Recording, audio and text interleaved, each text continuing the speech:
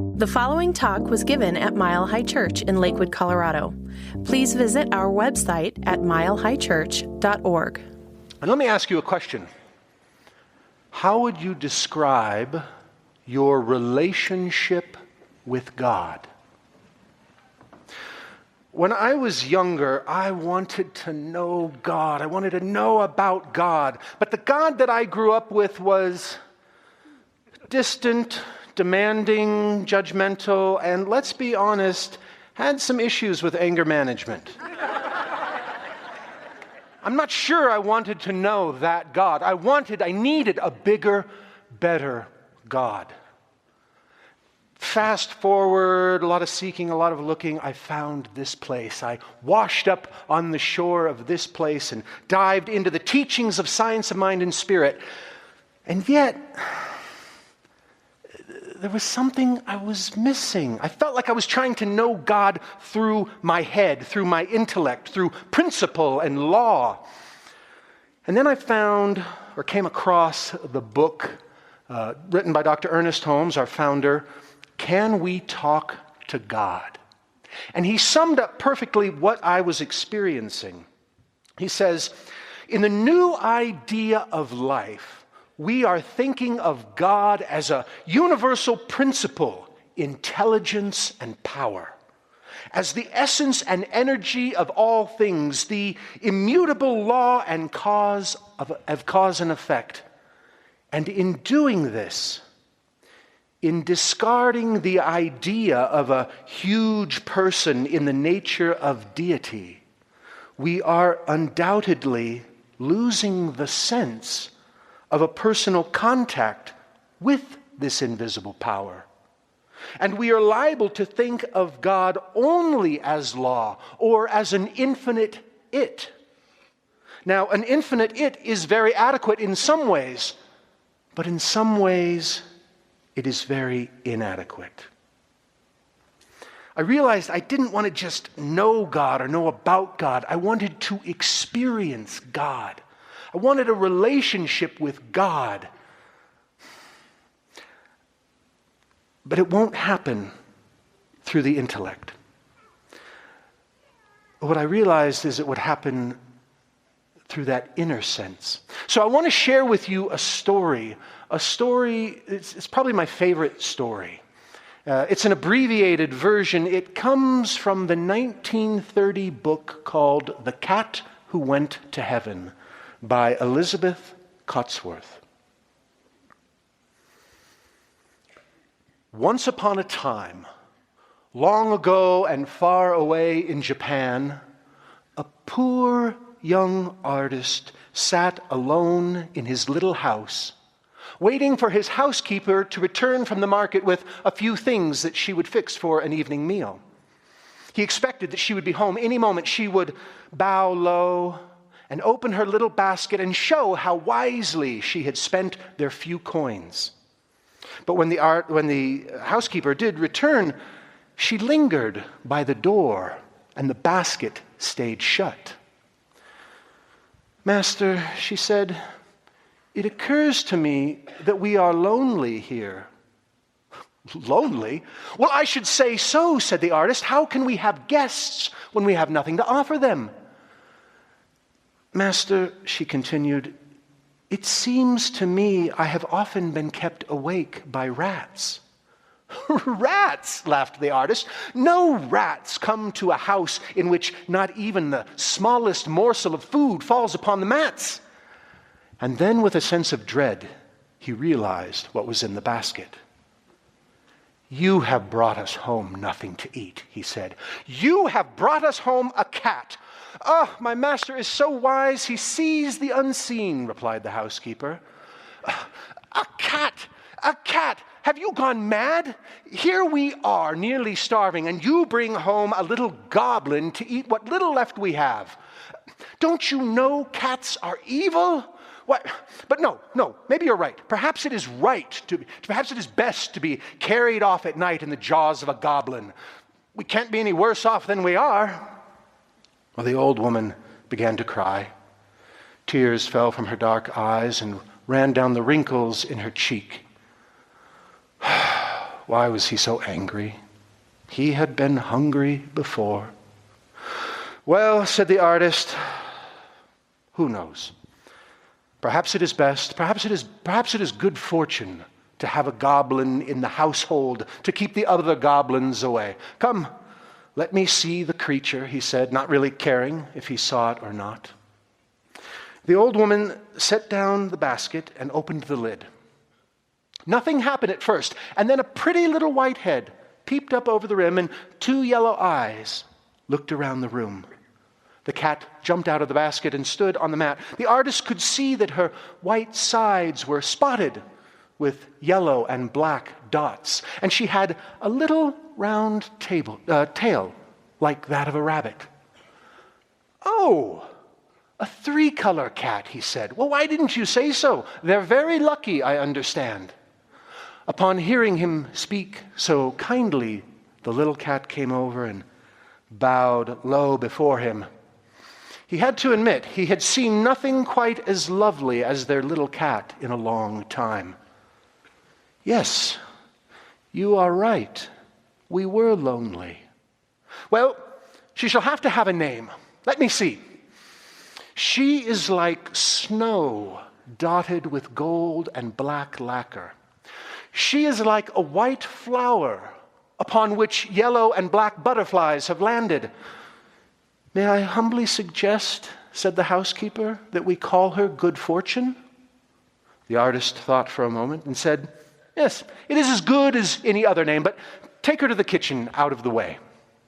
No sooner had the words left his mouth than Good Fortune got up and went to the kitchen. The next day, after the housekeeper again returned from the market, this time with a few items for a small morning meal, Good Fortune did not go near the stove. Although she looked at it every now and then, and her thistle-down whiskers quivered slightly with hunger. When the food was brought before the artist, Good Fortune made a point of looking in the other direction. One could almost believe, he said, pleased by her behavior, that she realizes it is not polite to stare at others while they eat. Please, bring a bowl for Good Fortune. She must be very hungry. The bowl came, and Good Fortune sat next to her master. But she only ate half her rice. It was as if she desired to save the other half for another day, wanting to be no more of a burden than she could help. When he was done eating, the artist knelt on a mat and began painting beautiful little pictures of animals and warriors and cloud-covered mountains. Beautiful little pictures that hardly anyone ever bought. The housekeeper kept herself busy taking care of the house. Good Fortune, realizing that she could help neither of them, spent her time sitting in the sun. She ate very little, and she often spent hours with her head lowered before the image of the Buddha on its shelf. She is praying to the enlightened one, said the housekeeper. She is catching flies, said the artist. You would think anything wonderful of your little spotted cat. And yet, the artist had to acknowledge that there was something different. Good Fortune was different than the other cats. One day, he was sitting in his room watching sparrows fly in and out of the hydrangea bushes, when all of a sudden, Good Fortune sprang out of the shadows and grabbed one of the birds. The artist would have clapped his hands to scare her away, but before he could do so, Good Fortune raised one paw and then another, allowing the startled bird to escape. "What mercy," he said. He knew the little cat must be very hungry, and he knew well enough what hunger felt like. "Why, I am ashamed to think that I called such a cat a goblin. She is more virtuous than a priest." Right at that very moment, the housekeeper came into the room, trying hard to hide her excitement. Master, she said, "the head priest from the temple is here, and he wishes to speak with you." "The head priest wishes to speak with me?" repeated the artist, scarcely able to believe the words. As he rose quickly, he did not notice Good Fortune rubbing encouragingly at his ankles. He went into the next room, bowed low before the head priest, and the head priest got right to the point. "We desire a painting of the death of our Lord Buddha to hang in the temple. There was some discussion as to who the artist should be, so we placed slips of paper, each with a name on it, before the image of the Buddha in the central hall. In the morning, all of the slips of paper had been blown away, except for yours. Therefore, we knew the Buddha's wishes in the matter. We have heard of your circumstances, so we have brought a first payment so that your mind might be free from worry as you work." With that, he handed the artist a large bag of coins and left. Well, the artist couldn't even remember what happened next. It was as if it was all a dream. Why had the Buddha chosen him? He was frequently too sad to pray. The housekeeper was too busy. Could it be that the Buddha would hear the prayers of a little spotted cat? Well, the next morning he arose very early. He put on his best clothes, and he knelt before the image of the Buddha on its shelf. He would meditate that he might understand the Buddha in order to paint him. He sat in silence all day with Good Fortune next to him. He imagined himself to be the young Prince Siddhartha, who would one day become the Buddha. On the second day, he again meditated all day long with Good Fortune beside him. This time he imagined himself as Siddhartha and recalled how the prince had turned his back on his rich and lavish lifestyle, even leaving his wife and child. The artist experienced the great sadness that Siddhartha must have felt. Evening came, but the artist remained sitting in silence. Good Fortune meowed anxiously, but the artist did not hear her. On the third day, the artist was very tired, but once again, he woke early, dressed his best, and sat in meditation. This time he imagined himself to be Prince Siddhartha, who had wandered for years begging for food and seeking wisdom. He imagined himself sitting beneath a bo tree and finally realizing why it was that people suffered and realizing how they could overcome their suffering. With this knowledge, he became the Buddha, the awakened one. The artist felt a great sense of peace come over him and a love for all of the world that flowed out to even the smallest grains of sand on the furthest shore. He felt himself as the Buddha grow old and realized that the time of his passing was at hand. The sky opened up and all of the Hindu gods and his followers and the animals of the earth came to bid him farewell. But where was the cat? The artist wondered. In all of the paintings he had ever seen representing the death of Buddha, there had never been a cat. And then he realized why. He remembered why. It was said that the cat had refused to honor the Buddha, and therefore, through her own independent act, had had the doors of paradise shut in her face forevermore. The artist felt a sense of sadness as he thought of Good Fortune, but he realized he was done. Over the course of 3 days, he had lived the magnificent life in his mind, and he now understood how the Buddha must look. Oh, but he was tired, and so he slept. He slept for 24 hours, and when he awoke, he called for a great roll of silk and his brushes and his ink. On one end of the silken canvas, he painted an image of the Buddha, reclining on a couch, his arms folded across his chest, a look of peace over his face. It had taken him nearly 3 days to understand how the Buddha should look. And he worked as though he saw the reclining Buddha right before him. It took him less than 3 hours to paint him. In the following days, the artist painted the various gods and the people who had come to bid farewell to the Buddha. And he surely would have grown very thin had not the housekeeper continuously coaxed him to eat. Whenever the housekeeper wasn't looking, good fortune would sneak into the room and she would watch the artist paint. She would sit by his sleeve or sit behind him like a spot of light in his shadow. The artist, having finished the gods and the people who came to visit the Buddha, contemplated the animals.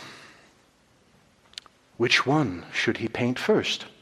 He sat for hours until he recalled a story of a time when the Buddha had been meditating under the fierce sun, it beating down upon his head.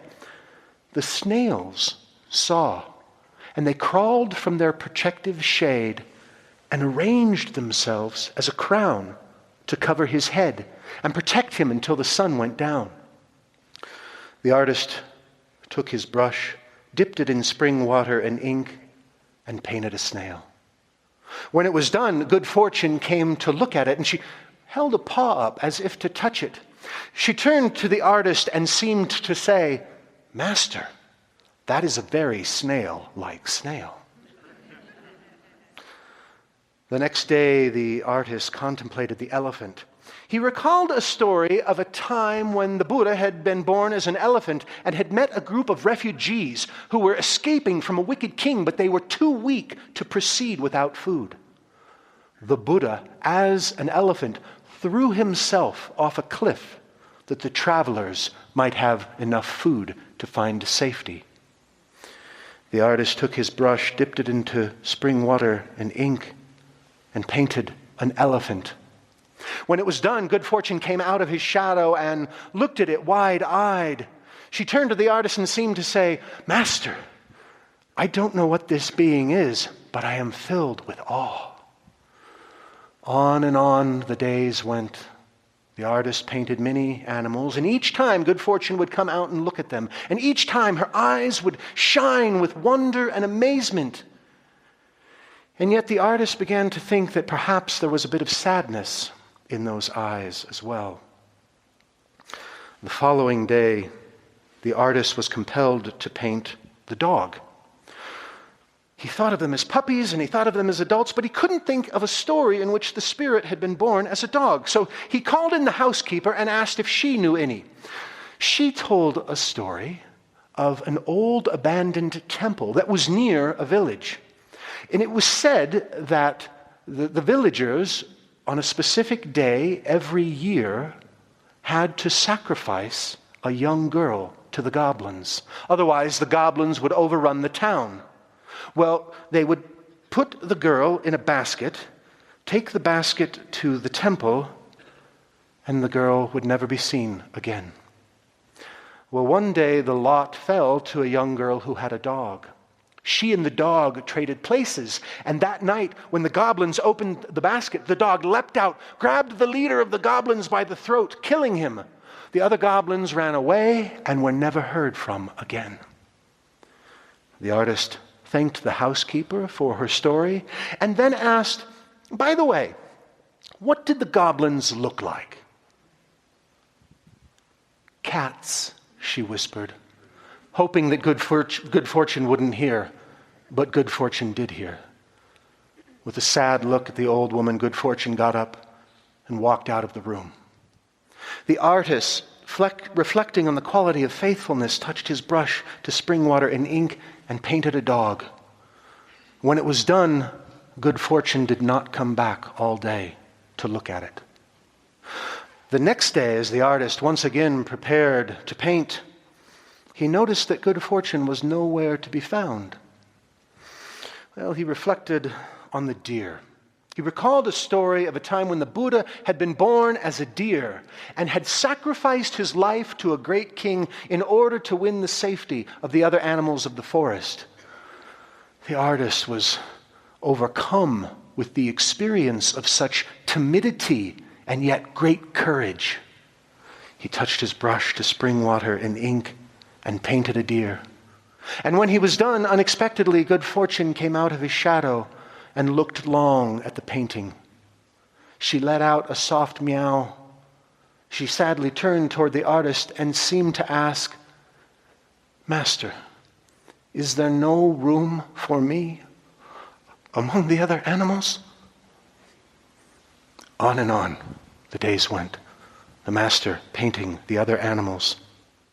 Each time when they were done, good fortune would come out and look at them, but with each edition she seemed to grow sadder, and she would paw at the master's sleeve, all the while looking up into his face. Then one day the artist faced his greatest challenge to date.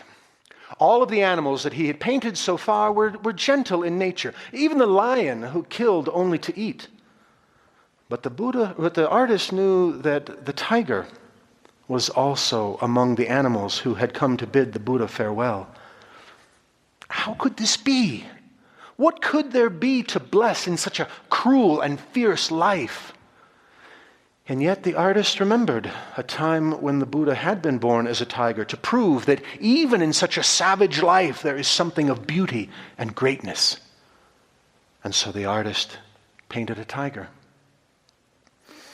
When he was done, good fortune again came to look at it, and this time her body trembled all over. If the tiger can come to bid the Buddha farewell, she seemed to say, then surely the cat, who is small and often quite gentle, may come. Surely, Master, surely next you will paint a cat among the animals who received the blessing of the Holy One as he died. The artist was distressed. Good fortune, he said, picking her up in his arms, I would gladly paint the cat if I could, but all people know that cats, while lovely, are proud and self-satisfied. The Buddha alone, the cat alone of all the animals refused the teachings of the Buddha and did not receive his blessing. And then good fortune laid her pretty white head against his chest and mewed like a small child. The artist tried to comfort her as best he could, but called for the housekeeper. Buy her a fine fish, all her own, and do not let her come back in here until the painting is gone. She will surely break both our hearts. The artist returned to his work. He was nearly done. He had imagined every life. There was the royal Buddha, the gods, the people, the animals. Why, the great roll of silk was scarcely big enough to contain all of the love and devotion. And yet, there was something missing. He heard the cries of good fortune softly coming from the kitchen. Tears came to his eyes, and he said, I cannot be so hard-hearted. For 3 days he had sat in the love and devotion. He had sat in the example of sacrifice. He decided that he would paint a cat. He dipped his brush in spring water, touched it to ink, and last of all the animals, painted the cat, knowing that if the priests wished to refuse the work inaccurate, so be it. He could starve. When he was done, he called to the housekeeper and said, let good fortune come in. Perhaps I have ruined us, but I can at least make her happy. The door slid open. Good fortune raced in. She ran over to the painting and looked as if she could never look enough. And then she looked into the eyes of the artist with all her love and gratitude. And then good fortune laid down and died, too happy to live another moment. They buried her underneath a peach tree in which hung a little bell. And at the foot of her grave they placed a white flower and a little shell. The next day, hearing that the painting was finished, the head priest arrived to look at it. How it shines, he said.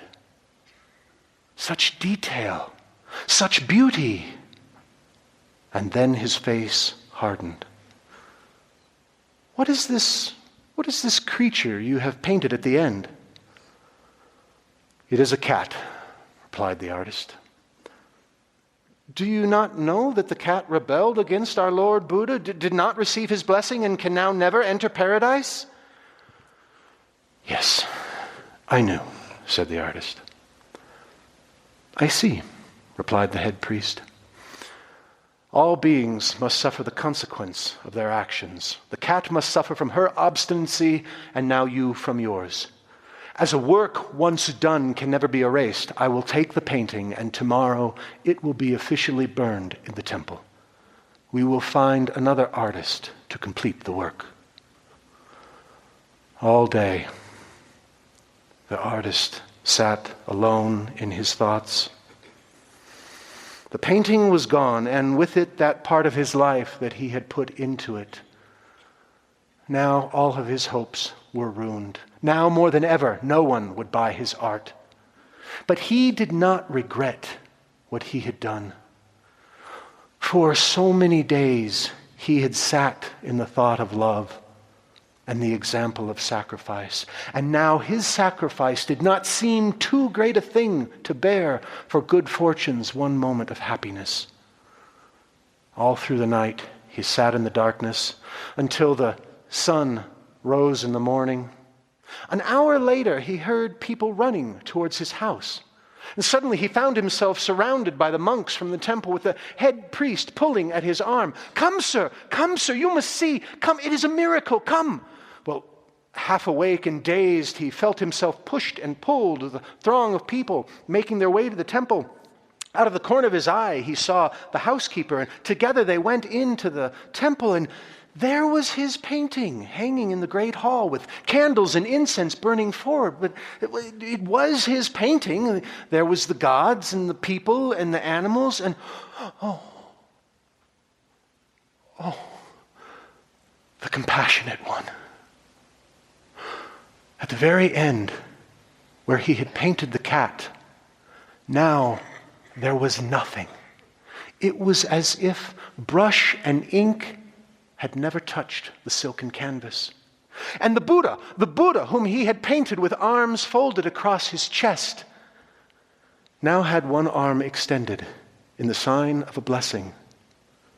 And beneath the holy hand there knelt a figure of a little three-colored cat, her pretty white head bowed in joyful devotion and gratitude.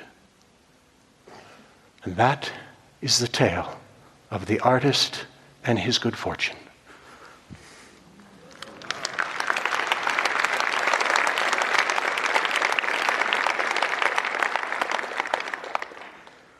So why tell a story like that? If it were simply a story of a little cat being blessed by the Buddha, maybe not. And if we had more time, we could talk about how the various characters represent aspects of us, how the artist is transformed throughout the story. But there's one thing I want to focus on that speaks to this idea of our relationship to God, our relationship to the beloved. It wasn't the Buddha who blessed good fortune. It was the artist. Buddha represents the blessing. Buddha is the source of the blessing. But it was the artist. It was the artist who was transformed from being poor and sad and lonely, who spent so many days in the thought of love and the example of sacrifice. By the way, around here we call that creating a mental equivalent. He was transformed, and it was his choice to risk ruin, to risk everything for good fortune's one great moment of happiness. And that, more than anything, to me, is our relationship with the divine. We will never know God through the intellect. God is revealed and discovered and experienced through that intimate, close feeling that we have. We are the realization of the divine. We are God realizing God's self. Without the artist, there was no blessing. There was no miracle. And without you and I, God is love. But that love is realized through you and I, through all of creation. All of the God is truth, God is beauty, God is harmony, God is compassion. None of that is realized without you and I.